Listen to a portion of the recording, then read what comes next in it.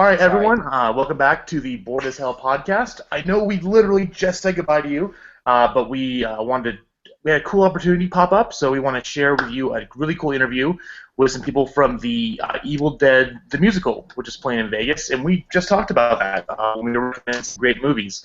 Again, I'm Adam McDonald with Big Shiny Robot. And I'm Andy Wilson, also with Big Shiny Robot. And joining us is the incredible Cirque Michaels, the director and creator of the Evil Dead musical in Vegas, and Hey, also everybody. Tori Emlaw. And Tori, you play which character again? I play the dual role of Shelly and Annie. Shelly and Annie, gotcha. All right, well, hey, you guys are the stars here, so I want to turn it over to you. I briefly kind of cover what the musical is about, but Cirque and Tori, why don't you guys fill us in on what you've been doing and just kind of what you guys do every single night? Oh, I do next to nothing, but Tori, why don't you tell the fans what it is that you do every single night? Well, right now we're performing Fridays and Saturdays at Planet Hollywood in the V Theaters. We perform Evil Dead the musical. It's a mix between Evil Dead 1 and Evil Dead 2 with pieces of Army of Darkness in it. It's all based off of the original Bruce Campbell stuff, so it's the fun, gory, campy stuff. We just got some new sets. We got some new choreography. The show changes every single night. It's a pretty good time if you're in Vegas you're looking for a fun night and a fun show to watch. Well, I can't imagine, like, now is the time especially. It's October. If you're in Vegas, now is the time to go see blood splatter on stage in Vegas, right? Oh, But yeah, sure. it's not just on stage, it's on the audience too. I mean, we actually go through 20 gallons of fresh warm blood every night, and we have the splatter zone, which is where 60 of our die-hard fans sit, and they get covered in fresh warm blood. So they get, head to toe. They leave looking like they were hanging out in an abattoir for a couple hours. It's pretty fucking awesome. And I hope I can say fucking because I just did it twice. And we'll let you, no worries. The cool thing is about the show, not only is it a good time of year, but actually Bruce Campbell doing the new Ash vs. Evil Dead TV show. So, and that's coming out on Starz on Halloween night. So actually, it's pretty ideal timing. We figure that people will be hearing about it, going, "Hey, what the hell is that? Oh, look at that!" Coming out. But yeah, man, it's always a good time. We change it up. Hell, Christmas is a good time. We have Santa and Jesus on stage. Oh, that's Easter. Wait, maybe Jesus comes. I think Jesus is. Yeah, he does. Jesus comes a lot at our show. Not many shows can say that.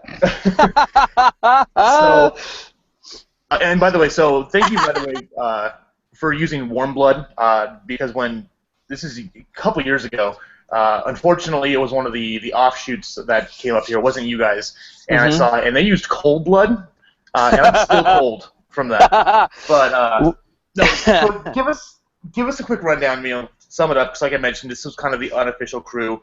How did you manage to kind of get the blessing of Sam Raimi, Bruce Campbell, and make this the one and only official Evil Dead the musical? So the show originally was created in Toronto, Canada. Fuck Canada. It's one of the Canada. There are a few good things that came out of the Canada. Evil Dead the musical, Bryan Adams and the Beatles. I guess that's a good stuff. Anyway, that was a few years ago. It went to off-Broadway. It was fairly successful, but that was pretty much the long and short of it. Then a few years ago, got the rights to do it here in Vegas. We did it in a small 99-seat theater, not on the Strip at all, just sort of as a fun little thing. It was 4 years ago, actually, October 13th, 4 years ago. And it was a hit. People really dug it. They started coming out in droves. We had lines out the door. People couldn't get tickets. It was a mob. It was pretty fucking awesome. At that show, though, we sprayed the entire audience with blood. So that was really awesome because not everyone was expecting it. So not everyone was expecting to get hit with blood, and we didn't give a fuck. It was glorious. People bitched. We just said, "Oh well, fuck you, go away." It was wickedly fun. And anyway, people loved it. and people kept coming back, and it got bigger and bigger. And the writer of the show, George Reinblatt, his father came to see the show, and his father said, "Hey, you gotta look at this. This is really good." And we had some other people that were really interested in what we were doing, and they said, they were willing to get behind it. We should do something more with it. So then we explored taking it to the Strip. And once you take it from a little, backroom theater, which is next door to a fetish shop, and go to move it on to the Las Vegas Strip, there are a lot of it sort of it changes the game a little bit. So there were a lot of people that were involved in the conversation, and very quickly we got the blessing of of the guys who wrote the actual musical, and right away I started harassing Bruce Campbell to come and do the voiceover work in the show. Mm-hmm. And he was very gracious and basically told me to leave him alone. And it was pretty awesome. And no, I'm kidding, but he's a funny guy. So I've been communicating with him for a while about this. All the while, of course, I guess they were already in the workings of trying to make stuff happen for Evil Dead. And so we never really connected on that. But over time, he would talk about us, our production. And then, he did... he was going to do Bruce Campbell's Horror Fest in Chicago this year. It kind of got scaled back, but he selected us to be the show. So, nice. So we are the show that and he came out and did the when we did a performance in Salt Lake. He came out and emceed when we were there. And I was going to ask if that was the year that he came to Comic-Con, because I remember that was a big deal for all of us. Yep, yeah, and he did, and went over, and I wasn't expecting him to come to the show because we had talked about the possibility, but we wanted to save it for Horror Fest. And then he said, "You know what? I'm going to come to your show tonight." I was like, "Awesome!" And then he goes, "I want to say some words when I get there." I'm like, "Holy shit!" Because we weren't anticipating that, and he was. The cool thing about that is he was right next to the audience. I mean, there was really he wasn't like he was on some big, vast stage. He was, they were right there next to him while he's talking. So, these people practically throwing their underwear at him, and, they're mostly dudes, so that's a little gross. And, and he's sitting here talking. It was really great. But, Evil Dead the Musical is the official live stage show of the cult classic film trilogy. Our musical is the only permanent running resident production of the show in the world. We've been going for we opened on the Strip about 3.5 years ago. We opened in Vegas 4 years ago. So we are the longest running production of the show in history. Yeah. So by default, we are the show. There is no other show other than us. You got the little mom and pop, and nothing take away. I'm not taking away from any of those guys. They do them locally, and there is a tour that ramps up. They did it last year. They're doing it this year. They go to a few cities. Nothing crazy. They go to a handful of cities around the country and do the show. So there's little things here and there, but we are, we are the show because we are the only ones, right? You can go to see other stuff, but we are the only ones that are actually here all the time. And so when there's stuff going on for Evil Dead or anything else, we tend to be the people that they talk to. Mm-hmm. And as far as Evil Dead goes, there's actually Evil Dead News and us. I think we're the only two things that go all the time that are doing something for Evil Dead. So it makes a hell of a lot of sense that we would be the people that you would connect with, since we've got a crap ton of fans, and so it makes sense from that point of view. Why are we the official show of the official show, or the official production of the official show? Mm-hmm. Because there's no fucking one else. So we win by default. Yeah. So, Tori, really fast. So you mentioned you play multiple characters in the show. Yes. So I've got theater background. I know Andy's done some stuff before. Yeah. It was hard enough for me, high school and college, playing one character, let alone multiple parts. How do you kind of face that challenge every single time you go out there on stage and perform? I think going into it, the first time you go up for the role, it's a little terrifying, but I feel like you get the best of both worlds. You don't have to stick to one specific goal, I guess, is for your character. I get to play two totally opposite things, and it's a lot of fun noticing the reaction on audience members' faces when they kind of put it together that like I'm playing two roles. It's definitely a hard thing to do, but I wouldn't have it any other way. It's so much fun. They're both two crazy parts. Yes, they are. So, you were up here at Salt Lake Comic Con last year, and the performance of Bruce Campbell came out. Now, Cirque, you had mentioned that you're doing some, and you mentioned, Tori, too, that things change every single night. Mm-hmm. It is live theater, and new things pop up all the time, and all of a sudden something goes crazy, and you have to cover or whatever. So are there some things you can kind of share with us that are coming up that are changing, or are they going to be a surprise, or what can fans expect? Well, we do have our original MC coming back to the show this month. That's right. That's right. That would be me, as a matter of fact. She's trying to be all sweet about it, aren't you? Aren't you nice? Yeah. I actually emceed the show for wow. I actually don't know how long. Probably till the middle of last year. I went on hiatus, and haven't really done it at all. In fact, I don't think I've emceed at all, pretty much, for this entire time. And got a bug up my ass and decided, it was time to come back. So yeah, so that'll be a change, because who's doing it now is it's two different people. One guy kind of talks like the Tin Man from Wizard of Oz, and the other guy is an Australian, so you can't understand what the fuck he's saying. So it'll be nice. They're gonna get like a nice foul mouth, shouty, screamy motherfucker in their face, which is great, because that's sort of that was the way it was intended to be introduced. And so I'm kind of excited about that. Plus, from a personal note, for me personally, it's very satisfying to like get up there and curse and yell at people, and they love you for it. There's something very fun about that. You mean you don't bring a lot of subtlety and to the Evil Dead, Yeah, subtle as a sled. There is this is Evil Dead. There is no subtlety. Changes in the show. There's a certain amount of audience participation that happens in audience interaction, and so the audience can have a direct effect, not on the plot line of the show, of course, but on things that happen in the show. Lines that are said, things that are said along with the audience, playful things that happen throughout the show, which is a little different than other productions.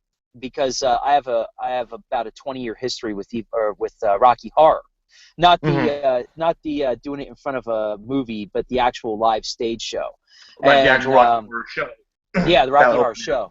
And because of that, when we were doing it, it sort of made sense to incorporate that into what we do. So our show is very interactive with the audience. And so most of the show is performed to the audience, as opposed to, if you're looking at two people on stage, very rarely are they facing one another. They're almost always facing the audience and then sort of side view facing one another. Right, Tori? I mean, that's, that's sort of how it's done. And so a lot of shit is done to the audience to include them in the story. And because of that, every night is different, because audience members are going to have different reactions, but also, depending on the evening, we do different things. So like Halloween night, almost every month practically, there's some sort of special fucking performance or a wedding or who the hell knows what goofy shit. Easter might be one of my favorite shows. We have Easter Bunny, we have Jesus. I forget who else. Well, those two in particular. Maybe it's just Easter Bunny and Jesus, but do you need anyone else? Really? And so we do all these goofy things throughout the it all depends, right? Like one night a few years ago, May the 4th landed on a Friday. It may have been the first year we were on the Strip. We were like, or the first May we were on the Strip. We're like, you know what? Let's do a Star Wars show this weekend. And we announced it on Facebook, and we were packed, sold out. And nice. We have a lot of friends in the 501st, and so they lent us some of the most incredible, amazing fucking costumes. And throughout the show, sound effects were lightsaber noises and blasters, and people were dressed up as different Star Wars characters. It was the fucking dumbest thing ever. But 90% of the audience knew what to expect, and they were like, yeah! The other 10% had no fucking clue. They were like, we thought we were coming in to see Evil Dead. What the fuck is this? and our show is more of a pop culture thing. I mean, it is Evil Dead. I'm not going to take away from that, but it's also, we mix other things in there too, because otherwise, I don't know. Otherwise, it would get boring for us, right? And we want to make it exciting for us. We want to make it exciting for the audience. We want to make it topical. So whatever the hell is going on at the time, we might throw it in there. Lines get changed. Choreography just got revamped from top to bottom, and there's stuff being added all the time with that. So we change bits. So there are things that we did the way the show used to be that it's not anymore. I mean, we revamped the entire set, all the blocking, the way the story's told. Every once in a while, it's like, you know what, we gotta fucking change shit up. This, it's been too long. We have people who've been coming to the show, 20, 30, 40 times. They want to see something new, so let's do it. Because we could tell the exact same story and do it in a different way with the same style, but do it in a different way, and it seems like it's brilliant. We find new funny shit to kind of emphasize as well. So yeah, and stuff that's coming up. Oh, I don't know, man. Who the fuck knows what? But I mean, dude, I'm emceeing for the first time this Friday in like I don't know how fucking long. So I actually have no idea what is likely to happen. You know what I mean? Pants might come off. Babies might be made. There is no way to know what in the hell is going to go on stage this weekend, or nothing, or I'll go up there and say, hi, ladies and gentlemen, here you go. I have no fucking clue. But yeah, it's we do something different all the time, and that's part of the beauty of doing this show. Otherwise, I think that it would get really boring. I can't imagine doing this show the same way every night. I would imagine. I think that would actually be fucking like mind-numbing. That's part of the beauty of the show. Tori can speak to that more because she's actually in the show. But there's a freedom working inside the show that you don't necessarily get in other productions.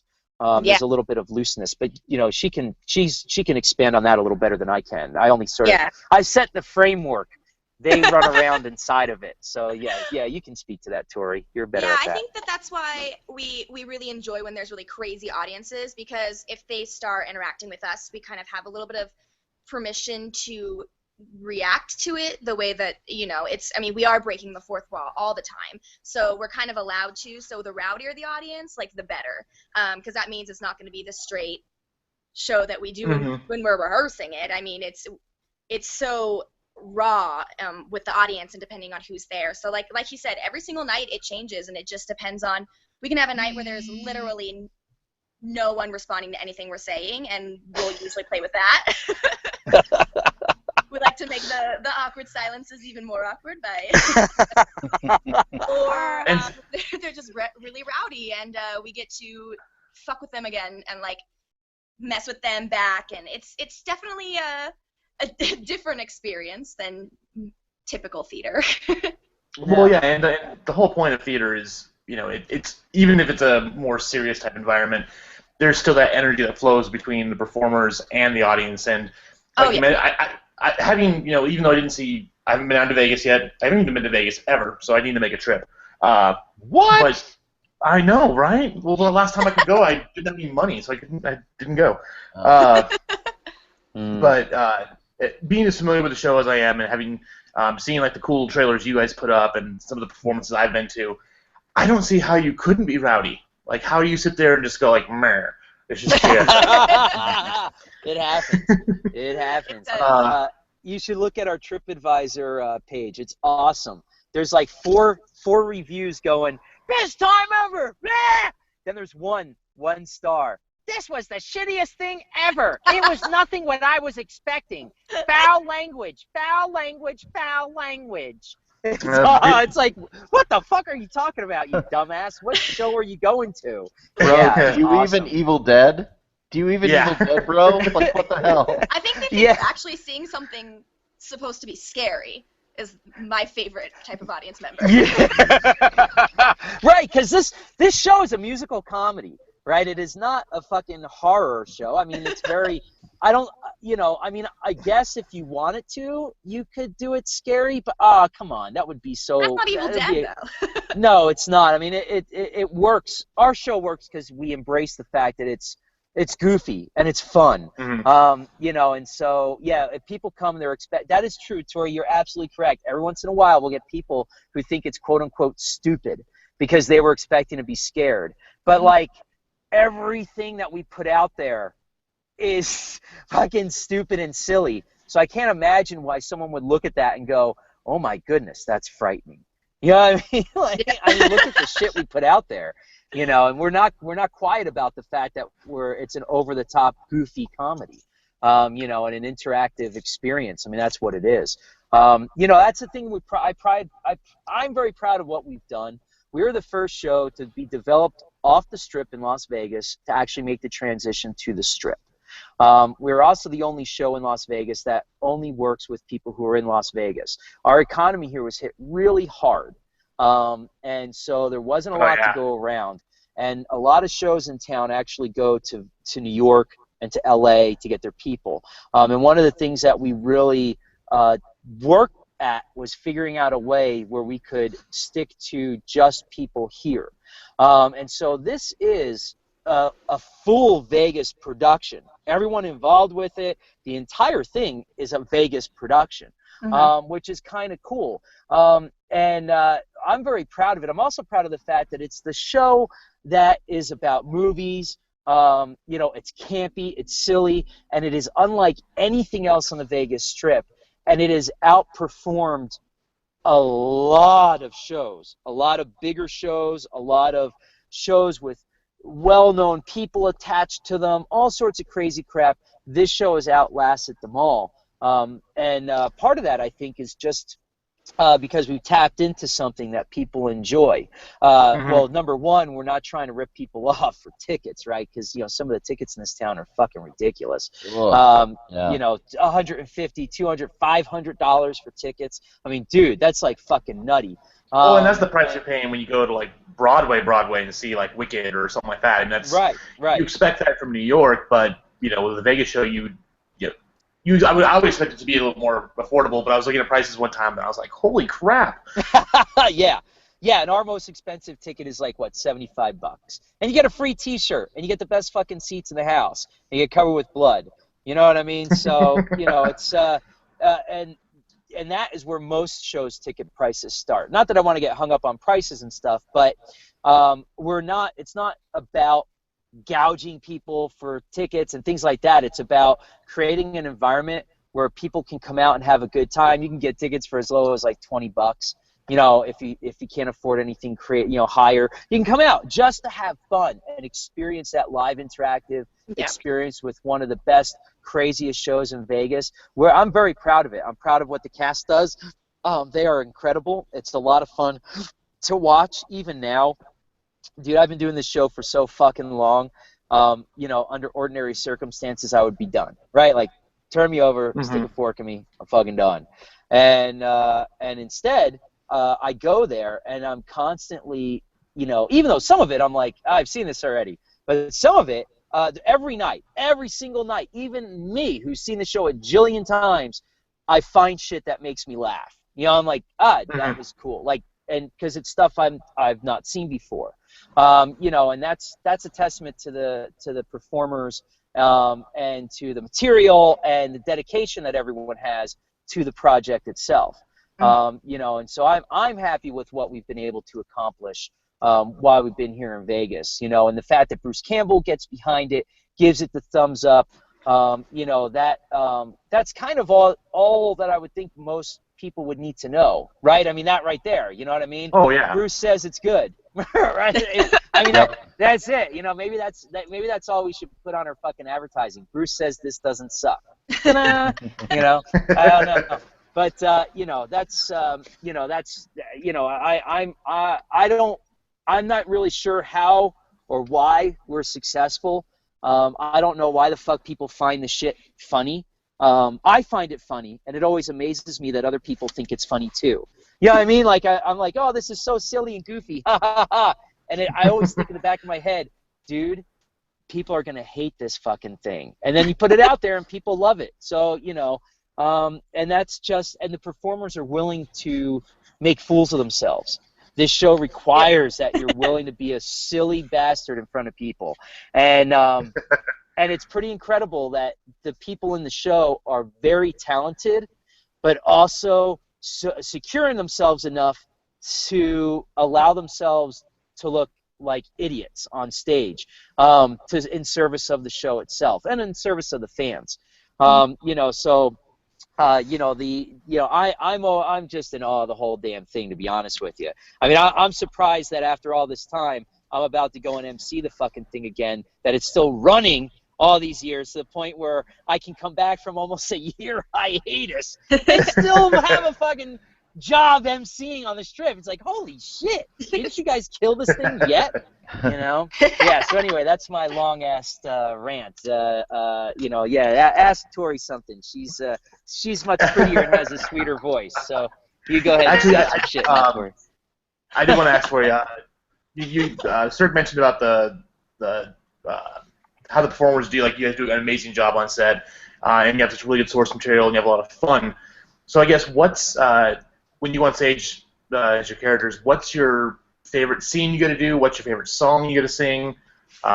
Is there one, or is it the whole thing? I mean, is that kind of a loaded question? I mean, I of course love the entire thing, but there's definitely moments where things I enjoy a little bit more than others. I really enjoy playing Shelly in general. I think that she's just such I feel like she's like a background character, but because she is, I have a lot more free reign to be a little bit more silly, a little more crazy, because she is so limited.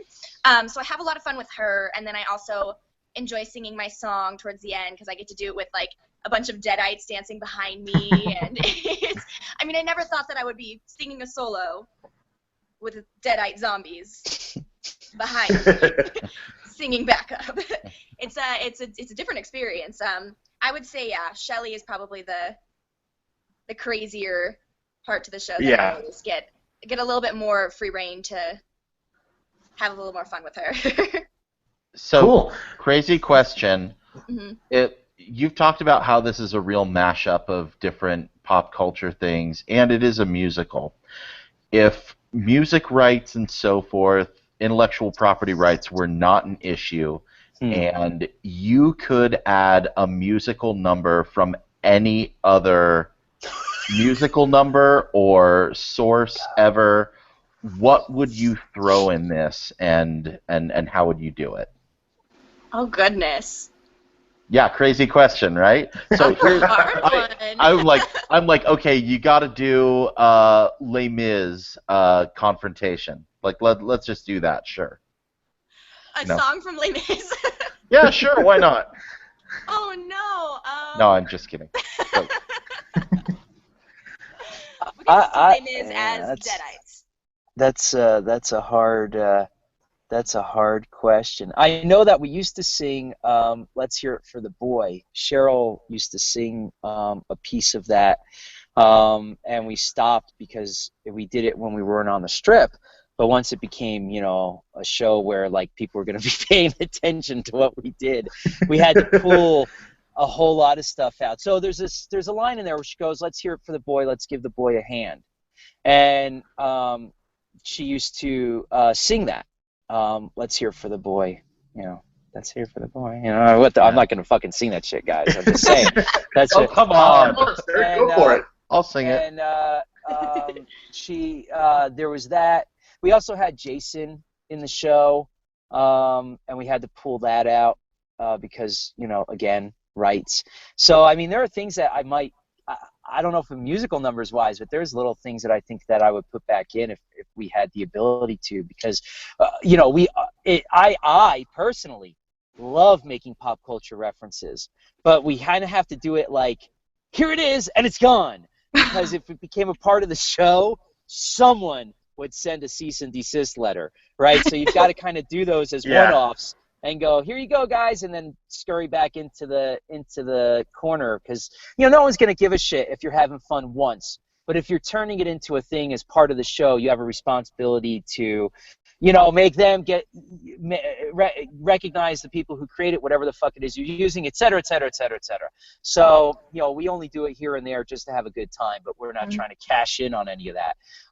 Therefore, I personally, I would be more interested in using fucking, I don't know, all sorts of goofy stuff that I probably, you know, who knows? I mean, can you imagine all the props that we would be pulling out of the basket when, you know, because Ash pulls out like the gun, the knife, oh my God, there's all sorts of shit. We used to have one of those birds, Angry Birds. We used to have an Angry Bird that they would throw around the stage. Fucking stupid shit. That's the stuff that we would actually incorporate into the show, I think, more so than musical numbers, because the show itself, man, it has so many musical numbers. If we added any more, I think the audience would fucking kill us. Yeah, well, it's a fantastic soundtrack. I know you guys recorded it. I was one of the backers, so I was lucky enough to get one autographed by everyone, so thank you very much for that. Fancy. Yeah, it's one of the few albums I actually loaded on my iPhone because everything else is just Apple Music and all that fun stuff. So, but honestly, you guys are amazing. The snippets I've seen from the show are absolutely fantastic. Thank you very much for being on here. Let us know. So it's Planet Hollywood, Friday, Saturdays. Where can they go to get tickets? So the easiest thing is if you go to evildeadvegas.com. That's our website. Evil Dead Vegas, all one fucking word. I mean, that's easy, right? Or if you're, I don't know, Evil Dead Vegas is too complicated. If you go on Facebook, you can type in Evil Dead Vegas in the search, and the fucking page is going to come up.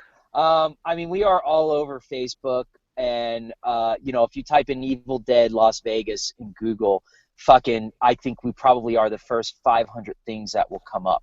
I can't imagine there's. Yeah, go ahead, knock yourself out. Let me know. It probably doesn't come up at all. It's like, oh no, there's nothing on here. You guys are the first one, yeah. Yeah, okay. So there you go. I mean, you know, if Evil Dead Las Vegas, boom, go to that. It'll have tickets on there. It'll have a bunch of information, and we're in the process. Actually, we're going to be adding an S-Smart section to our site. So and it's going to look old and janky. It's actually going to be designed to look like it's from like the early '90s. You know, so it's going to be sweet. So it's going to be like a website for a store. Obviously, we can't make it to period, otherwise there wouldn't be a website. But it's going to look like a very early iteration of a website where you can buy shit. So that's going to be pretty cool. Yeah, so we're doing a bunch of different things with our site and everything else. So that's the best place. Like us on Facebook, follow us. We put discounts on there. We post videos. I mean, the big thing for us is connection with fans. Not everyone's going to be able to come to Vegas fucking tomorrow, but we have access to shit that's people don't necessarily even know, right? Or, you know, we post stuff all the time on there. We talk about everything that's going on with Bruce, with Sam Raimi, with the movies, with the series, our own stuff. We host Walking Dead parties, viewing parties here in town. So we always are posting stuff about that on there, videos, all sorts of shit. And we're in the process of actually putting together a web series. So there's a lot of cool stuff that's actually tied in with the show that's just kind of fun and stupid. So Evil Dead Vegas, go there. If you're cheap bitches, go to the general admission seats. They're still fucking awesome. If you're a fat cat and you got a lot of money in your pocket, don't be stingy. Treat your woman to the splatter zone, and you're guaranteed to get laid because she'll be hot, warm, and wet by the end of the show. So it'll be nice and easy for you. So there you go.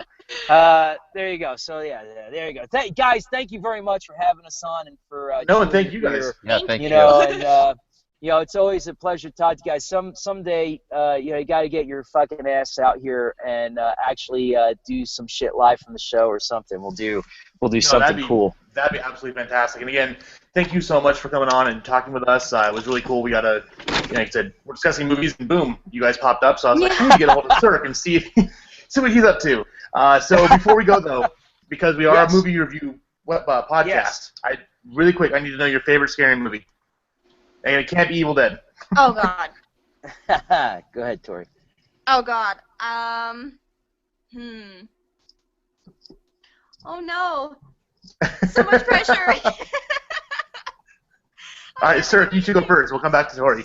Yeah, sure. So I actually am a fan of zombie films, except I don't find them scary, right? So I like Wreck, just in general, or the new Dawn of the Dead. But and for actual kind of creep-tastic scares, I think if I remember right, the movie was Communion. It's about aliens that are coming after a family in their home, and the family's like, what the fuck's going on? And they think they're coming after their little kid. I think it's Communion is what it's called. Came out a few years ago, maybe 3 years ago. Saw it in the movie theater and was completely fucking creeped out by it. And I've watched it a few times since. It's funny, I can't think of the fucking proper name of this thing, but it just gives me the heebie-jeebies enough that it's one of the few we actually watch and actually often. That's aliens freak me out more than anything else because what the fuck, dude? There's nothing scarier than being absolutely powerless. A white, weird, creepy thing that's going to take you away. Maybe that's how black people feel when they get pulled over by cops. Now I'm thinking about it. But oh wow, that didn't land at all. Jesus Christ, guys. No, that's a little too real. I'm making a nice. Well, yeah. Sorry, I was making a fun, anti what's in the news now type joke, right. And it doesn't go anywhere. Sorry for anyone that I fucking made feel awkward there. But anyway, Tori, what is your favorite scary movie? Honestly, the only thing that comes to mind right now is the movie Cabin in the Woods, only because I really enjoy the campy style. Yes, that's my favorite one. That is mine. That's awesome. But that's not scary. That's so Wait, did you guys find that scary, or did you just find it enjoyable? I found it hilariously scary, but not really. There were the best. Just a couple little parts, where it's like, oh my gosh, there's existential horror here, but most of the time, you're like, this is gonna scare me. Like I think I'm gonna enjoy this, and then at the end you're like, what the fuck did I just watch? There are some brilliant pieces in that. That movie's just a great movie. The guy going to clear the canyon with his motorcycle. It's like, whoa! God damn, now I got to go watch a fucking movie. You're killing me here. That movie was brilliant. Not so much with the Avengers and that shit, but that movie was, there's a lot of references to Evil Dead the Musical in that movie. Mm-hmm. I've seen, there's a couple things, in particular, the wolf, they talk about the wolf, and if I remember right, they call it a moose on the wall. That there is no moose in Evil Dead. That's a direct reference to the show, to the musical, because the musical actually is where the moose is in. There's a couple of things like that in the movie. If I remember right, I'm pretty sure that it's some reference about the wolf. I think they call it a moose. You have to look it up. But they call it the moose. Yeah, there's a couple other things like that. When it happened, a bunch of us went to see that together from the show, and we were just laughing at this random shit. And audience members or the other people in the audience were like, what the fuck is wrong with those people? Because we were laughing at shit that was funny to us. It was like he actually created the show. It was weird. It was like there are references that Evil Dead the Musical absolutely is referenced in that, not just Evil Dead. So it's kind of a treat for us because we were like, holy shit. Not us, our show specifically, just the musical. So it's kind of cool. But anyway, side note, fucking sorry, guys. I'm long. No, you're fine. That's awesome. At least I didn't make any more awkward jokes. So we're good, right? I'm trying to make up for that. But anyhow, guys, thank you so very much for allowing me to be on. I'm always happy to whore out our show. And more importantly, I actually appreciate the opportunity to do this sort of thing because I like to be able to connect with fans. And, I appreciate the fact that you let us come on and kind of talk to people. And, so anytime that we can somehow find a way to be a part of the madness that you guys got going on, feel free to let me know. But I want to thank the people who are actually listening. And supporting these guys, because that's actually badass. The fact that there are people out there, all four of you, who are listening to this right now. I want to thank each and every one there of you. are 5. There are 5. Oh, hey! Woohoo! No. Such a dick. Yeah. No, but I actually do. I think that podcasts and all this shit, I'm an old radio guy, so all of this stuff, to me, it's sort of the great equalizer. And I love the fact that this stuff exists. And what I get a kick out of and get charged by is that there are people out there who feel the same way I do and love listening to this stuff. So I just want to take a second to thank all the listeners who are actually taking the time to hear us babble for a few moments about the show. And I do hope that you'll check us out and communicate with us because we love talking to new people. All right? So that's my spiel. Again, sir, Tori, thank you so much for taking time with us. Have a good rest you. of the evening. And I said, when I get to Vegas, you guys are top of my list. So. All right, very cool. Take care, guys. All right. All right, guys. See ya. See ya. All right, bye-bye. All right, that's it. The damn thing's not live. Oh, Tori actually really did leave. Oh, yeah. Yeah. Fucking actors. All right, gentlemen. So, again, thank you. Thanks for taking the time to have us on and everything. I do appreciate it. And No, thank you very much. Sincerely, if you have a thought for something that we can help you with or be a part of, or you think you can get traction out of having us be a part of it, hit me up. You know how to get a hold of me, okay? Yeah, I think it's on your number, so. You might. Yep. Right. Just no dick pics, please. I've never sent one yet, so. Oh, okay. All right. Take care, guys. Have a great night. All right, sir. Have a good night. See you. Bye-bye. Bye.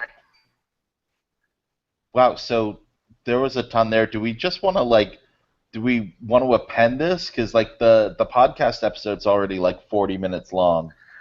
So do we maybe want to just do a separate episode? Yeah, I can just have a little Evil Dead the Musical review and call it good. Just have it be its own little thing, and I can throw that up tomorrow or Wednesday as well.